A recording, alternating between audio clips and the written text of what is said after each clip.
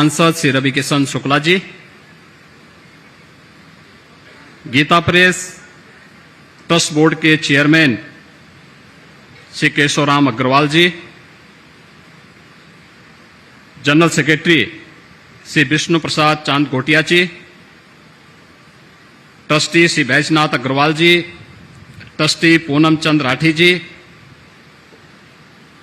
Gita press trust board से जुड़े हुए सभी पदाधिकारीगण, सभी सम्मानित जनप्रतिनिधिगण, गोरखपुर के सभी आगंतुक महानुभाव और उपस्थित भाइयों बहनों, नए भारत के निर्माता, भारत माता के महान सपूत, भारत को वैश्विक पहचान दिलाने वाले आदरणीय प्रधानमंत्री जी का, महायोगी बाबा गोरक्षनाथ की इस पावन धरा पर गीता प्रेस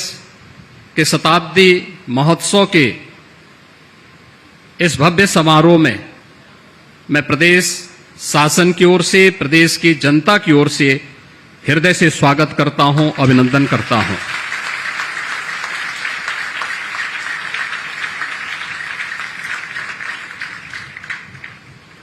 भाइयों बहनों, हम सब ने पिछले 9 वर्षों में भारत की विकास की एक नई यात्रा के साथ साथ आस्था और विरासत को मिल रहे सम्मान और वैश्विक स्तर पर भारत को मिल रही नई पहचान को देखा है। ये नया भारत जिसमें समग्र विकास की अवधारणा चरितार्थ होती हुई दिखाई दे रही है, तो साथ साथ भारत की गौरवशाली आस्था और विरासत को भी एक नई पहचान मिली है।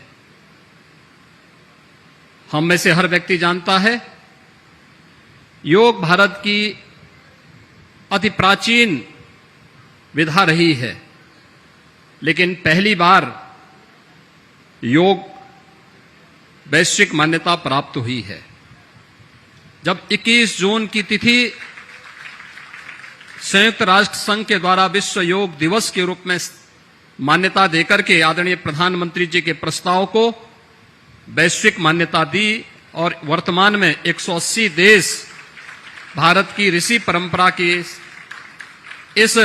प्रसाद के साथ, इस उपहार के साथ जुड़ करके भारत के प्रति कृतज्ञता ज्ञापित करते हैं। कुंभ को विश्व की मानवता की अमूर्त सांस्कृतिक धरोहर के रूप में मान्यता देकर के प्रयागराज कुंभ को वैश्विक मान्यता दिलाने का कार्य 2019 में देश ने भी और दुनिया ने भी देखा है। और भारत की गौरवशाली आस्था के प्रति सम्मान और उनकी पुनर्स्थापना का कार्य किस रूप में होना है, यह आपने बाबा विश्वनाथ के धाम को देखा होगा। काशी में बाबा विश्वनाथ का धाम हो या केदारनाथ में नई केदारपुरी, बद्रिकाश्रम में पवित्र बद्रीनाथ धाम हो या महाकाल में महालोक की पुनर्स्थापना का कार्यक्रम और 500 वर्षों के इंतजार को समाप्त करते हुए अयोध्या में श्री राम जन्मभूमि पर भगवान श्री राम के भव्य मंदिर के निर्माण का कार्य, ये सभी एक एक करके आज होते हुए दिखाई दे रहे हैं। गरीब कल्याण की योजनाएं जितना भारत के अंदर चल रही हैं, हुई हैं विगत 9 वर्ष में, आजादी के बाद कभी भी भारत के अंदर तो नहीं हुई, लेकिन दुनिया का कोई देश आज भी उस मात्रा में, उस पैमाने पर उन गरीब कल्याणकारी योजनाओं को आगे नहीं बढ़ा पाया है। गीता प्रेस अपने 100 वर्ष की एक शानदार यात्रा को लेकर के आगे बढ़ा है और शानदार यात्रा में इन 100 वर्षों में विगत 75 वर्षों में कोई प्रधानमंत्री गीता प्रेस में आज तक नहीं आ पाया, क्योंकि गीता प्रेस भारत की मूल आत्मा को झंकृत करता है, उसको जागृत करने का कार्य करता रहा है। और उसे पहली बार भारत के किसी यशस्वी प्रधानमंत्री जी के द्वारा सम्मान दिया गया है। और मैं आदरणीय प्रधानमंत्री जी का इसके प्रति भी आभार व्यक्त करता हूं कि 2021 के गांधी पीस प्राइज के लिए भी गीता प्रेस के योगदान को सम्मानित करने का कार्य आपकी अध्यक्षता में गठित जूरी ने किया। यह न केवल गीता प्रेस का बल्कि भारत की उस हर धरोहर का सम्मान है जो हमारी पहचान है और जो भारत को एक नई पहचान के साथ आगे बढ़ाने का कार्य करता है। आज भाइयों बहनों, हम सब जानते हैं 1923 में इस गोरखपुर में सरदेव सेठ जी, श्री जयदयान गोयनका जी ने एक किराए के भवन में अपने कुछ सहयोगियों के साथ एक प्रेस की स्थापना की थी। उस छापाखाने को भी अभी आदरणीय प्रधानमंत्री जी ने अवलोकन किया। और गीता प्रेस इन 100 वर्षों में अनेक उतार चढ़ाव को देखते हुए आज लगभग 100 करोड़ प्रकाशन करने की ओर अग्रसर है। भारत की विशुद्ध सनातन धर्म से जुड़ी हुई भारत की प्रत्येक भाषा का प्रकाशन आज भारत के लगभग हर घर में मौजूद है। यह हर भारतीय को गौरवान्वित करता है,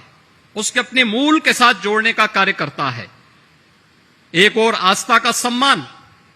और दूसरी तरफ विकास की नई यात्रा को ध्यान में रख करके देश के अंदर जो कुछ भी देखने को मिला है, ये तो गोरखपुर का वासी हर व्यक्ति जान रहा है। 30 वर्षों से बंद गोरखपुर का खाद कारखाना आज अपनी 110% क्षमता से कार्य कर रहा है। गोरखपुर में एम्स कोई सब कल्पना भी नहीं करता था, लेकिन वह भी आज साकार हुआ है और भव्य रूप से गोरखपुर का एम्स पूर्वी उत्तर प्रदेश, पश्चिम उत्तर बिहार और नेपाल के एक बड़े भूभाग को बेहतर स्वास्थ्य की सुविधा उपलब्ध करा रहा है। गोरखपुर में और पूर्वी उत्तर प्रदेश में इंसेफ्लाइटिस जैसी बीमारियों के समाधान के लिए आईसीएमआर के एक रिसर्च सेंटर की स्थापना का कार्य इसी गोरखपुर में हुआ है। और यही गोरखपुर है रामगढ़ ताल, जो गोरखपुर की आपराधिक गतिविधियों का अड्डा था, आज शानदार सरोवर के रूप में अपनी एक नई पहचान बना रहा है। एक नई कनेक्टिविटी के साथ उड़ान योजना के अंतर्गत 2017 के पहले गोरखपुर में केवल एक फ्लाइट थी, आज 14 फ्लाइट गोरखपुर से चल रही हैं। और नए भारत की नई ट्रेन वंदे भारत के रूप में भी आज गोरखपुर से लखनऊ के लिए और जोधपुर से अहमदाबाद के लिए आदरणीय प्रधानमंत्री जी के कर कमलों से कुछ ही देर में प्रारंभ होने वाला है। भाइयों बहनों, ये अद्भुत संगम और सचमुच ऐसे महानायक का इस अवसर पर स्वागत और अभिनंदन हर भारतवासी का सिर गौरव के साथ आगे बढ़ता है जब वैश्विक मंच पर भारत को मिलती हुई प्रतिष्ठा हम देखते हैं। पापुआ न्यू गिनी हो, फिजी हो, ऑस्ट्रेलिया हो या जापान हो या दुनिया के दादा के रूप में माने जाने वाले अमेरिका के अंदर प्रधानमंत्री जी की लोकप्रियता या दुनिया के किसी भी अन्य उस मंच पर या भारत के 140 करोड़ लोगों के सिर को गौरव के साथ आगे बढ़ाता है और हर भारतीय को आगे बढ़ने के लिए एक नई प्रेरणा भी प्रदान करता है। और इसीलिए तो श्रीमद् भगवत गीता में भगवान ने इस बात को कहा कि ददा चरित श्रेष्ठस तत् देवे तरो जना स यत् प्रमाणम कुरुते लोकस तदनु वर्तते। श्रेष्ठ पुरुष जिस प्रकार का आचरण करता है, अन्य लोग भी उस प्रकार का आचरण करने लगते हैं और जिस प्रकार का प्रमाण प्रस्तुत करता है वो अन्य लोगों के लिए यानी लोक के लिए भी वह एक नई प्रेरणा होती है। और आज ये नए भारत, यह नया भारत आदरणीय प्रधानमंत्री जी का अनुगामी बनकर के उनके मार्ग का अनुसरण करते हुए भारत को दुनिया की सबसे बड़ी ताकत के रूप में स्थापित करने के उनके संकल्पों के साथ कार्य कर रहा है। हम प्रदेशवासी अभिभूत हैं, देशवासी अभिभूत हैं विकास की इस नई यात्रा के साथ जुड़ने के लिए, भारत की धरोहर को मिल रही मान्यता को लेकर के, भारत की आस्था को मिल रहे सम्मान को लेकर के मैं इस अवसर पर एक बार फिर से प्रदेशवासियों की ओर से, गोरखपुर वासियों की ओर से पूर्वी उत्तर प्रदेश को जो आपने एक नई पहचान दिलाई है, उन सब की ओर से आपका एक बार फिर से हृदय से आभार व्यक्त करते हुए स्वागत करता हूं, अभिनंदन करता हूं। इस अवसर पर प्रदेश की माननीय राज्यपाल आदरणीय श्रीमती आनंदीबेन पटेल जी का